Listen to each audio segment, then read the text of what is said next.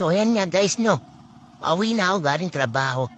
Yung service ko, iniwan ko na nandoon sa tulay na sa Thailand at wala naman siya sa makauwi. May uwi ko yung motor.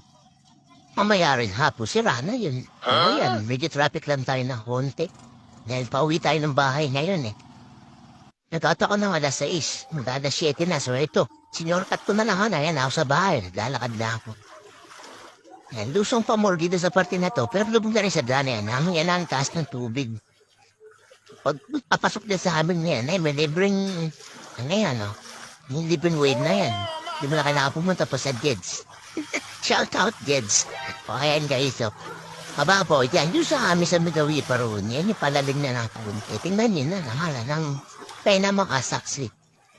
Yan guys. Yan, luso nga tayo. Pababa na yan. Yan, Diyos ko po. Yan mo naman.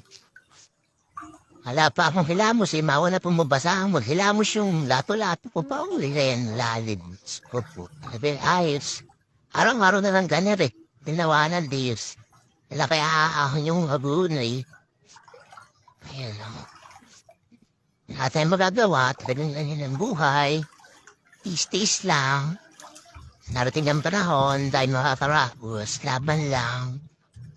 Piling ko nga pag di pa nakalusong sa bahay mo, kapasakit ako eh. O siya, hanggang din na lang muna.